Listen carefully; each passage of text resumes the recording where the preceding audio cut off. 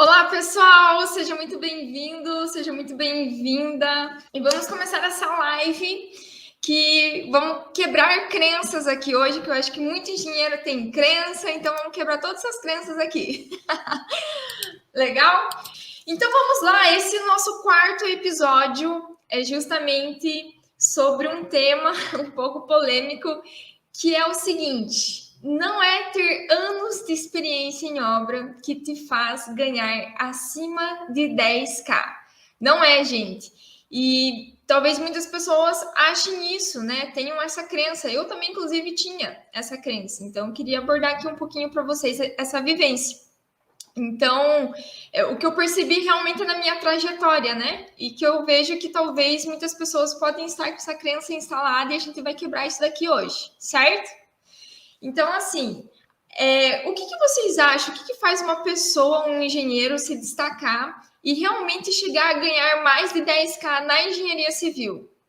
Vocês acham que o que seria? Seria ter autoridade? Ter autoridade pesa bastante, né? A gente já conversou vários outros detalhes, né, em outras aulas aqui, mas eu vejo que esse ponto a gente precisa tratar aqui, então a gente vai fazer uma aula específica disso, tá? Então, assim, vocês concordam que para ganhar bem você tem que ter uma certa autoridade, né? Porque também não tem como você chegar ganhando bem assim do nada, se formou já ganhar 10k sem esperança assim nenhuma e achando que, por exemplo, se você for pro canteiro você vai ganhar isso, porque não vai, tá? Então já vou falar aqui para vocês que não vai. E eu pergunto para vocês, da onde que vem essa autoridade?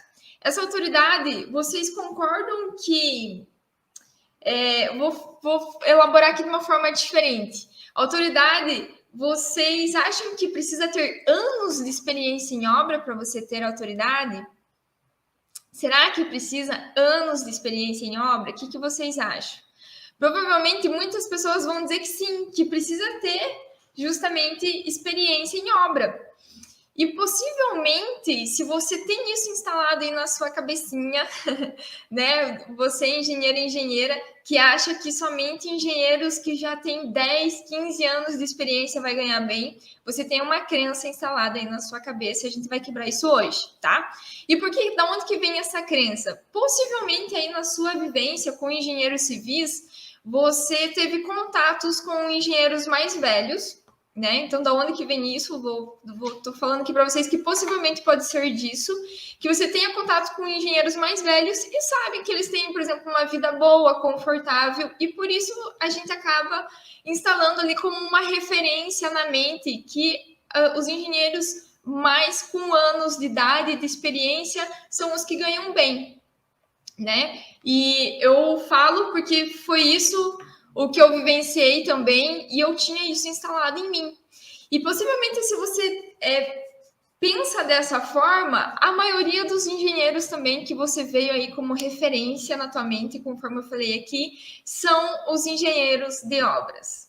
Porque os engenheiros de obras são os mais conhecidos e o que mais tem no mercado. Então, possivelmente, você acabou instalando isso.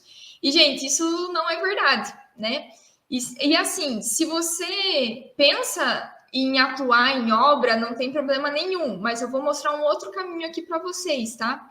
E se você for parar para pensar, eu vou até falar por mim, é que eu também pensava dessa forma. Eu vou falar para vocês da onde que veio porque eu pensava dessa forma. Que eu vou contar, acho que a minha história que fica melhor. Então é o seguinte, eu nasci em uma cidade pequena, né, do interior do Paraná. Uma cidade pequena, gente. Não sei quantos habitantes aí tem a cidade de vocês, mas vou falar a minha, que eu tenho que referência que é pequena, é 35 mil habitantes.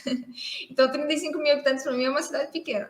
E eu nasci nessa cidade pequena e eu sempre ouvi falar que engenheiro civil ganhava muito bem, que engenheiro civil, nossa, não tinha nem faculdade de engenharia civil na minha cidade, e ainda não tem, já passou alguns anos aí, desde quando eu entrei na faculdade, mas para vocês verem que não tinha faculdade de engenharia civil, era uma cidade pequena, todo mundo falava que engenheiro ganhava bem, e os únicos engenheiros que tinha na cidade eram os que construíam casas e sobrados. Então, aqueles engenheiros, e eram mais velhos também, acabavam falando, né? Então, possivelmente, se você pensa dessa forma, você teve alguma vivência parecida. Acredito eu. Vocês concordam? Estou certa ou estou errada? E isso não tem problema acontecer, porque também nas faculdades, né? Depois que a gente entra na faculdade, é uma coisa que é muito abordada na faculdade também. Então eu vejo que esse é uma crença que é não só da sociedade, às vezes da cidade que você está, mas também na faculdade, porque tem uma certa falha de não mostrar nas outras áreas da engenharia, né? Vocês concordam? E assim, se você já pensar por outro lado, né? Se você pensa assim, eu não penso dessa forma, que engenheiro para ganhar bem precisa ter anos de experiência em obra. Então, possivelmente você já teve vivência com engenheiros mais novos que realmente acabaram se destacando e ganhando muito bem, né? Ou seja, engenheiro de outras áreas, de projetos, enfim. Então, se você já pensa dessa forma, muito bom mesmo. Eu vou dar exemplos aqui para vocês, mas eu queria criar essa conscientização que muitas vezes a gente cria um ponto de referência na nossa mente, achando alguma coisa, e a gente não consegue enxergar as outras, né? Eu também não conhecia, então por isso que eu estou passando aqui para vocês, né? Essa oportunidade. E assim, por que as pessoas mais novas também ganham bem? Então entra aqui naquele ponto, né? Porque essas pessoas mais novas não têm anos de mercado. Então, por que elas acabam se destacando e ganhando bem? Gente, essas pessoas mais novas que ganham bem, elas têm autoridade e a autoridade te faz ganhar bem. E para ela ter autoridade, ela precisa ter experiência naquilo. Vocês concordam? Mas aí que está o ponto-chave. Por quê? Não é ter anos e anos de vivência naquilo, mas o volume de situações que você percorreu naquela jornada, né, naquela área em específico que você está atuando. E eu vou dar um exemplo aqui para ficar um pouco mais claro para vocês, tá? Eu acabo defendendo muito engenharia de custos porque é a área que eu atuo e é a área que eu realmente evoluí, né? E o que acontece com a engenharia de custos? Nessa área, se vocês forem parar para pensar, talvez muitas pessoas que estão acompanhando aqui não conheçam tão a fundo, mas basicamente você tem acesso aí a uma obra por mês e uma obra grande, tá, gente? Uma obra grande. Obras pequenas vai menos tempo, mas vamos supor que obra grande você tem acesso aí a uma obra por mês, certo? E no caso, se você for parar para pensar, em um ano que tem 12 meses, você faz a continha aí, que vai dar 12, né? Meses, e você colocar isso em 5 anos, você vai ter 60 obras já, esse volume grande de conhecimento de 60 obras na área de engenharia de custos. Então, olha só, gente, 60 obras. 60 obras é coisa ou não é em 5 anos? Gente, é muita coisa, é uma obra por mês. E você acaba tendo um volume muito grande num curto período de tempo. Vocês concordam? Eu quero que vocês gravem aí esse número 60 para a gente fazer um comparativo aqui, né? Então, imagine que você terá em seu portfólio de 5 anos atuando nisso, 60 obras, tá? Agora, vocês percebem que, por exemplo, um engenheiro de obra, só para a gente fazer um comparativo aqui, às vezes o processo é mais lento para o engenheiro de obra chegar a ganhar bem, porque vamos supor que um engenheiro de obra ele execute uma obra por ano, que é mais ou menos isso, né? Se não for mais, né? Que tem obras que é mais 2 anos, enfim, mas vamos supor que seja um ano. Se um engenheiro de obra ele atua, né, executando obras em um ano, ele faz somente uma obra. E agora em 5 anos ele vai ter um volume de obra de apenas 5 obras. Então vocês conseguem ver essa discrepância que eu mostrei aqui para vocês de 60 obras para 5 obras? É muito grande, né? Então, vocês concordam que é esse volume de conhecimento de obras diferentes que você tem em mão que muitas vezes vai te destacar para você ganhar bem de fato? Eu estou mostrando aqui para vocês um caminho pela engenharia de custos que você tem assim uma evolução muito rápida num curto período de tempo.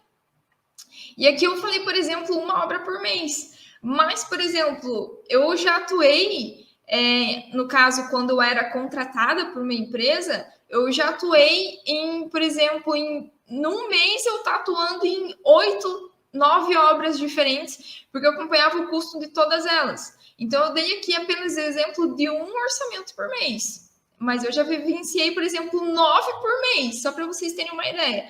Então, é um conhecimento muito grande que a gente acaba adquirindo. Vocês concordam? E assim,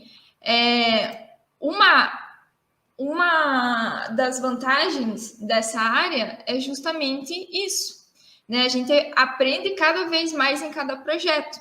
E outra situação também que é muito bacana comentar aqui com vocês é que, assim, cada projeto, gente, a gente acaba aprendendo mais. Cada projeto a gente aprende. Gente, até hoje, todo orçamento eu aprendo alguma coisa nova que eu não sabia antes, né?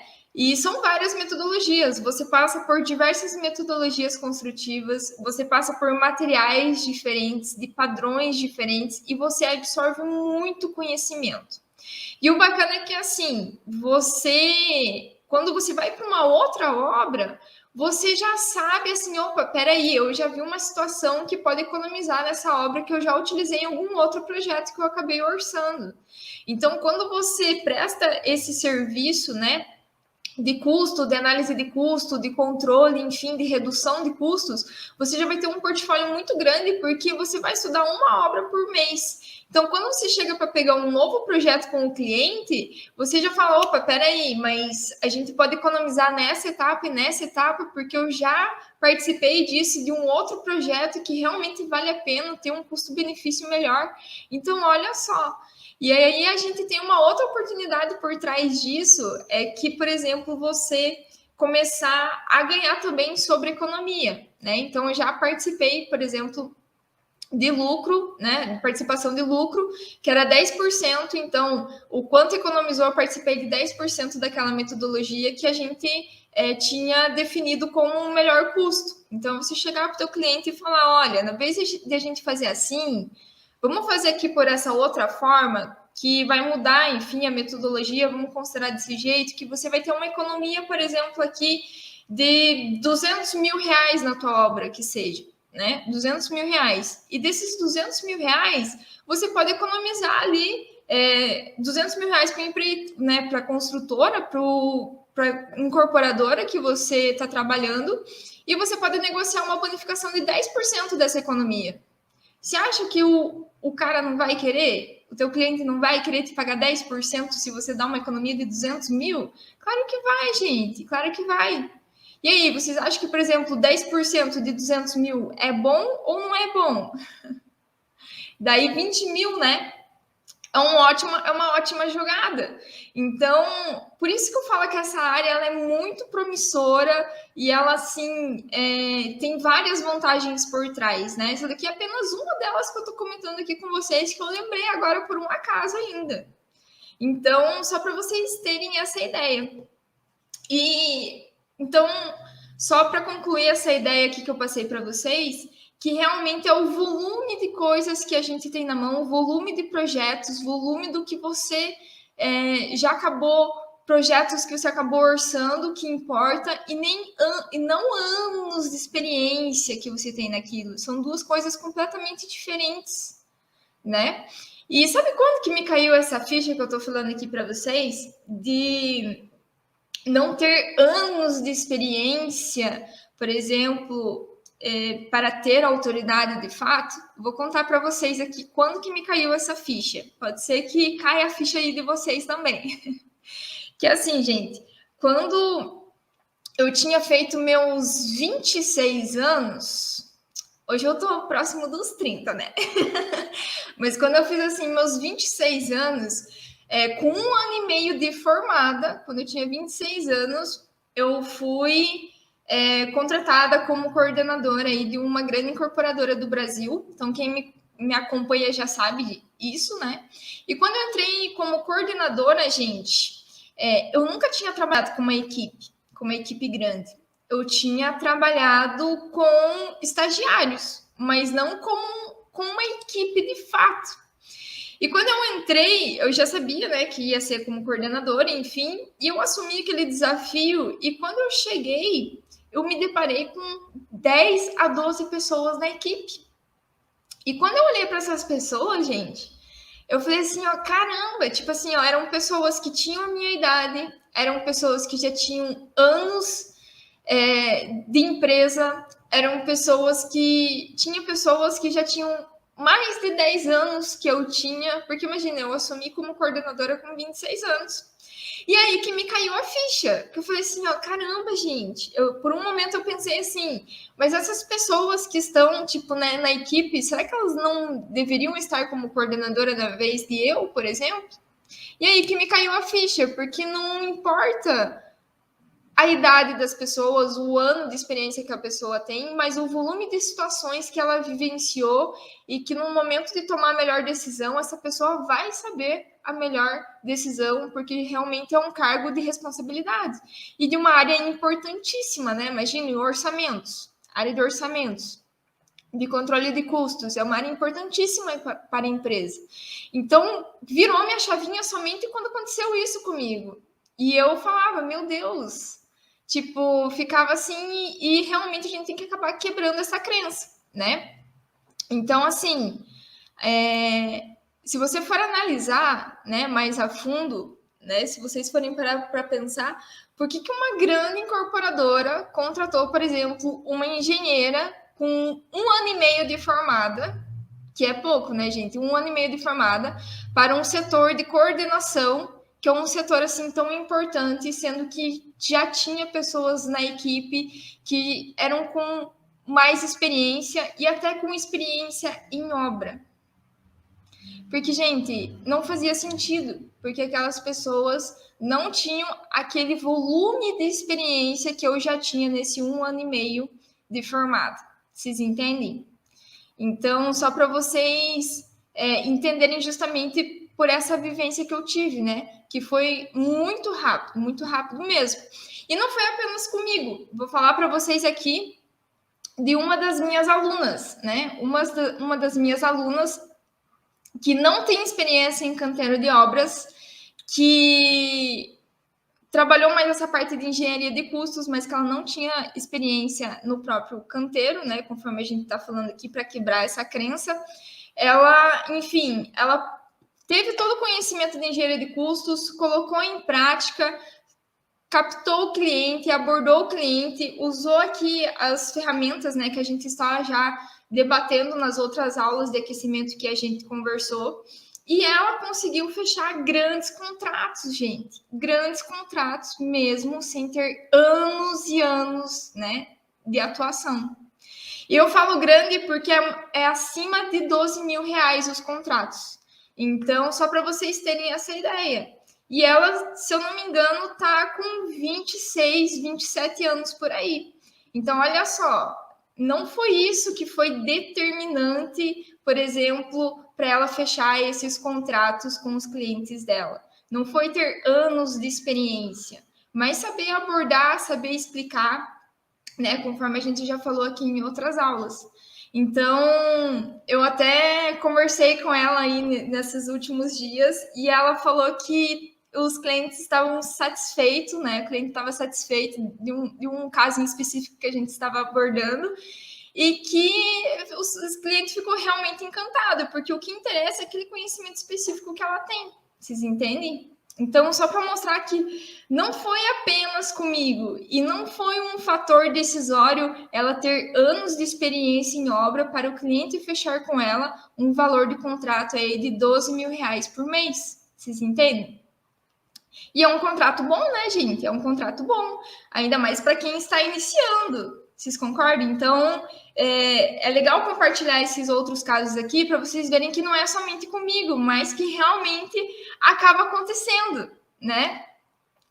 E assim, eu vou falar para vocês ainda que se eu te disser que você é capaz realmente de ganhar acima de 10K na engenharia, gente, sem ter experiência em obra, gente, é possível, porque eu já vi isso acontecendo, conforme eu tô falando aqui para vocês, e foi assim, casos que não aconteceu só comigo, mas com as pessoas que estão nesse mundo imerso também, né? Então, acho que é importante compartilhar isso para abrir a visão aqui de vocês.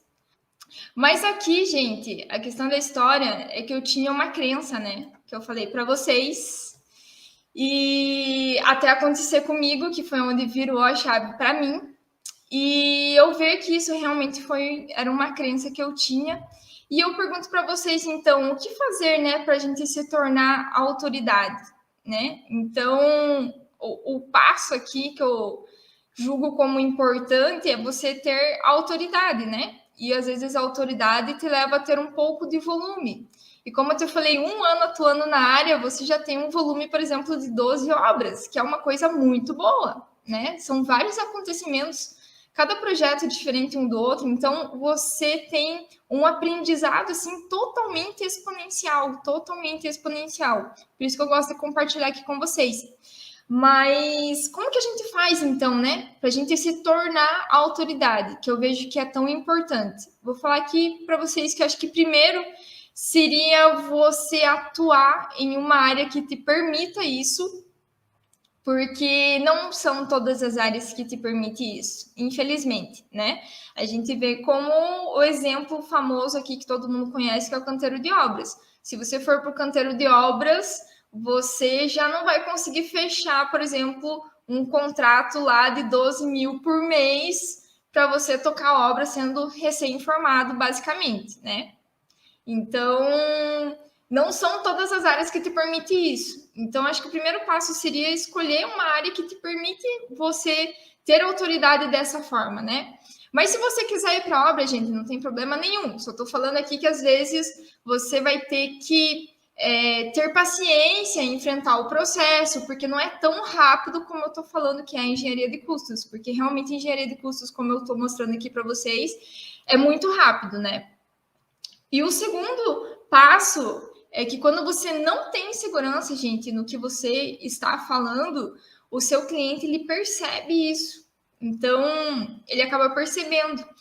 Então, se você não tem confiança, você precisa desenvolver isso, né, para você chegar a ter aí ganhos acima, por exemplo, de 10 mil reais, né? Porque uma pessoa não vai te contratar se você não sabe fazer aquilo muito bem, né? Se você não passa autoridade e confiança sobre aquilo, né? E o que acontece é que para vocês atingirem esse nível, essa consciência de ter esse conhecimento rápido, é vocês fazendo aí, por exemplo, cursos práticos, tendo um conhecimento prático, né? Que a gente, conforme a gente já abordou em outras aulas aqui também, que eu acabei comentando para vocês, que faz muita diferença a prática da teoria, né? Ó, comentário aqui no YouTube. Vamos lá, gente. Na sua opinião, a falta de experiência deve ser compensada pelo conhecimento técnico básico? A falta de experiência justamente tem que ser compensada, por isso que eu estou falando aqui. Ter o conhecimento prático e teórico, porque muda algumas coisas. Então, muitas coisas você percebe na prática, né? Muitas coisas você só percebe quando você está no campo de batalha. E como que você acaba suprindo isso? É justamente fazendo um conhecimento prático. Gente, tem tantas coisas práticas aí no mercado que vocês conseguem ver pela ementa que são práticos. É só estudar e colocar em prática. Por exemplo, essa aluna minha que eu havia comentado, ela fez, né, por exemplo, o MTCO, e com o MTCO ela conseguiu desenvolver e já fechar contratos de 12 mil, porque ela colocou tudo realmente aquilo em prática, né? Então, quando você pega situações que é do campo de batalha e você começa a treinar essas situações que é do que você vai vivenciar com o teu cliente, fica muito mais fácil do que você chegar somente com a teoria. Então, por isso que busquem conhecimento prático, gente. Aquilo, você colocar em prática a situação vai te dar mais segurança, porque você já vai estar fazendo a prática, né? Até já comentei em outra live aqui, a mesma coisa que dirigir. Quando você dirige já com a aula prática ali da autoescola, é muito mais fácil você aprender, você já no outro dia, quando tira a carteira, já está saindo dirigindo na rua. Então, quando você faz essa parte prática, é muito bom mesmo, né?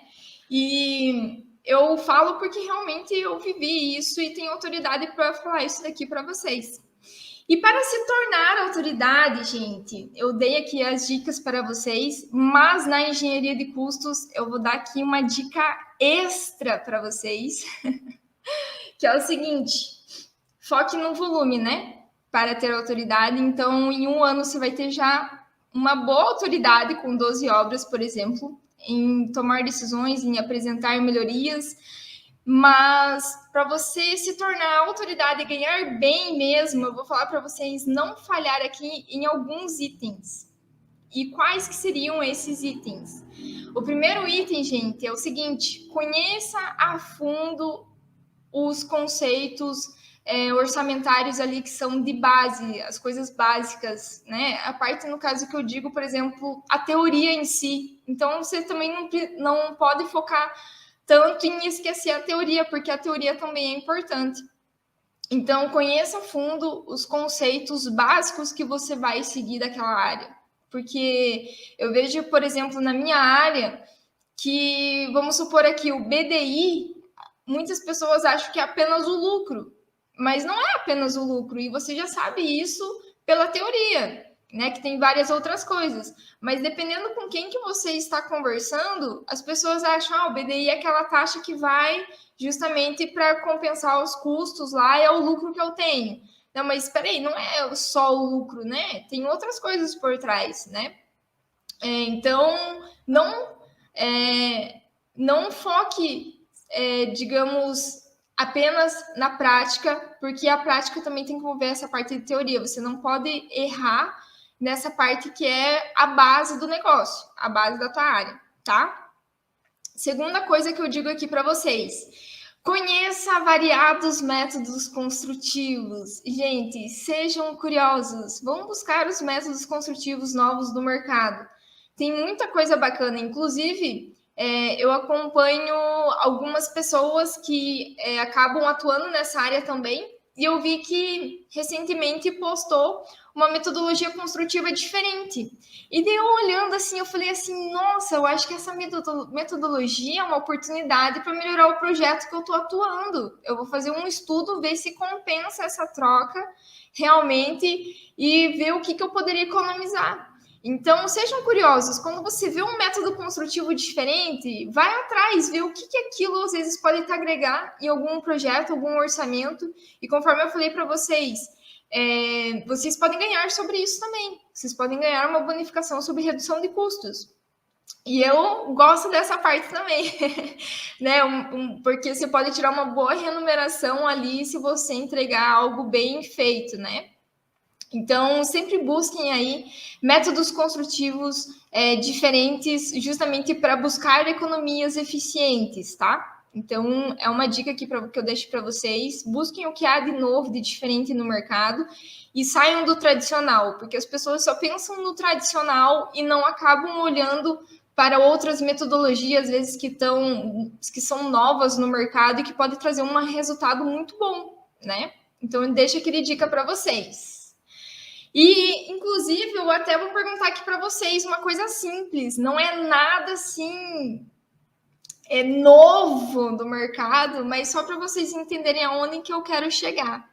Por que eu falo para conhecer variados métodos construtivos? Provavelmente esse aqui todo mundo conheça, né?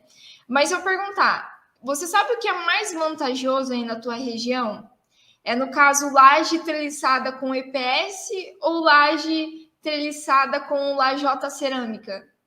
Você sabe me dizer qual que é mais vantajoso aí na tua região? O que vocês acham? Qual que compensa mais?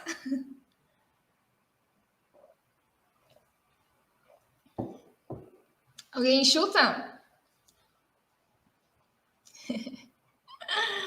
Então, gente, na verdade, é que depende de onde você está.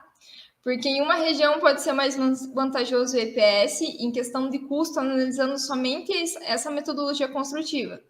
Assim como na outra região pode ser a lajota cerâmica. Então, hoje em Curitiba, até o último momento que eu vi, porque realmente depende aí também do reajuste dos materiais, mas até o último momento que eu vi o que estava compensando mais era a lajota cerâmica, por exemplo, né? E a outra dica que eu deixo aqui, que eu vou complementar com esse questionamento que eu fiz, é para vocês não visualizarem sempre uma metodologia isolada. Vocês têm que sempre analisar, por exemplo, uma troca de uma metodologia construtiva como um projeto como um todo. E por que eu falo isso? É porque muitas vezes, se você comparar duas metodologias, uma pode ser que pareça que tenha um custo melhor, mas se você for avaliar todas as outras variáveis que estão envolvidas com essa troca de metodologia, às vezes não compensa a troca ou às vezes acaba ficando mais caro. E essa parte que eu comentei aqui da laje treliçada, por exemplo, que eu acho que todo mundo conhece aqui esse processo executivo, né? Se vocês forem ver, na verdade, a laje com EPS, no caso, ela é muito mais rápida você instalar. Então, o que compensa mais? Será que seria a lajota cerâmica? Né? Ó, comentaram aqui no Instagram, na Paraíba, muito parecido, lajota e EPS. Muito parecido, olha só. Se for muito parecido, tu já vai pela produção, né? Já vai direto. Então, se é mais rápido, EPS, vamos pelo EPS. E depende também, claro, né? Se o funcionário que está ali é contratado mesmo da construtora, né? Funcionário próprio, se é empreita, né? Tem questões que devem ser analisadas, né? Tem outras variáveis que a gente tem que analisar para tomar de fato uma decisão. Mas só para vocês entenderem, então, quando eu falo a mais econômica, não avaliem somente aquilo isoladamente, avaliem aquilo, tentem entender todo o processo da obra, porque não é somente uma troca ali que você vai tomar decisão em cima daquilo. Tem muitas outras coisas que você tem que analisar. Ó, o Carlos comentou aqui, né? O EPS, a execução é mais rápida e mais leve. Sim, é muito mais rápido e mais leve de se executar, bem mais fácil, né? Do que a lajota cerâmica. Então, eu deixo isso aqui de dica, só foi um exemplo para vocês entenderem mesmo. Mas essa é a jogada mesmo. Então, para você criar autoridade, eu vou deixar aqui para vocês na área, conheça aí a fundo os conceitos básicos, que é o básico mesmo, que você precisa ter também, né, que é essa parte de teoria. Conheça variados métodos construtivos, gente, porque isso pode ajudar muito, tanto essa parte de economia, a parte de bonificação, ideias que você dá, então isso te dá muita autoridade mesmo, e também sempre visualize, então, o custo como um projeto como um todo e não apenas em partes ou isoladamente, certo? Espero que vocês tenham anotado aí essas dicas de ouro aqui.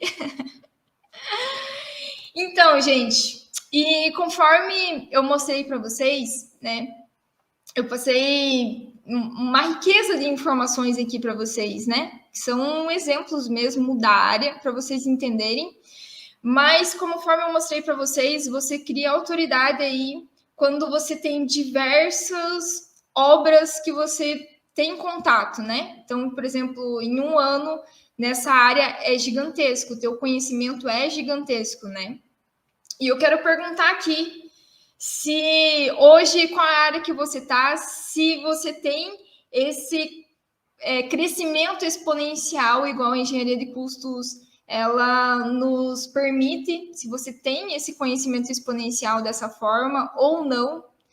E eu queria que vocês aqui também parassem para refletir, né? Aonde que vocês querem chegar, se isso seria uma área que valeria a pena para você hoje, né? Não tenham medo do novo, eu vejo que muitas pessoas têm medo do novo e isso acaba gerando, como é que eu posso dizer? Acaba gerando um bloqueio e você não consegue evoluir quando você tem medo do novo. Você não precisa ter medo do novo, gente. É só saber estudar, praticar, que você vai conseguir chegar lá, conforme eu falei aqui do meu exemplo, o exemplo da minha aluna também, para vocês entenderem. E eu pergunto para você, o que você vai fazer a partir de hoje com essa informação? O que você vai fazer para mudar isso? Então é para vocês realmente refletirem, né? Porque, conforme eu falei, é algo exponencial. Eu acho que só quem está na área percebe isso. Só quem está na área percebe isso. Então eu acabo falando aqui para vocês que realmente para vocês terem essa outra visão, esse outro ponto de vista. Certo, pessoal? Então, não fiquem presos aí ao que todo mundo faz. Não fiquem. O segredo, assim, muitas vezes, né? Se você ainda não tem uma paixão definida, enfim, comece a procurar. O segredo é atuar onde a maioria não atua, né? O que tem menos no mercado é o que mais tem valor, então você consegue atingir ganhos aí acima de 10K facilmente, certo? Então, vou deixar aqui para vocês refletirem sobre isso. Ó, Daniel aqui no YouTube. Daniel está sempre com a gente, né, Daniel? Daniel comentou: boa noite para todos da equipe. Eu vou focar na área de orçamentação. Olha, é uma área muito promissora. Eu trago aqui o meu exemplo de pessoas que eu conheço, exemplo também que eu vou. Ah, lembrei aqui de um exemplo também que é uma colega minha. No caso, eu já havia contratado ela como estagiária em uma empresa e ela tinha recém entrado na faculdade, ela estava bem no início da faculdade, gente, bem no início mesmo. E recentemente eu fiquei sabendo que ela, enfim, ela foi para outras empresas na mesma área e ela já foi contratada antes mesmo de se formar, mesmo como estagiária, como antes de se formar, ela já foi contratada nessa área. Então, assim, realmente, quem entra e pega o jeito ali, já mostra resultado, gente, o mercado, o cliente não vai querer te perder, o mercado não vai querer te perder. Então, é uma área assim, muito promissora mesmo. Fica de exemplo aqui para vocês. Certo? Muito obrigada, Daniel, pela participação. Então é isso, gente. Muito obrigada a todos e até a próxima.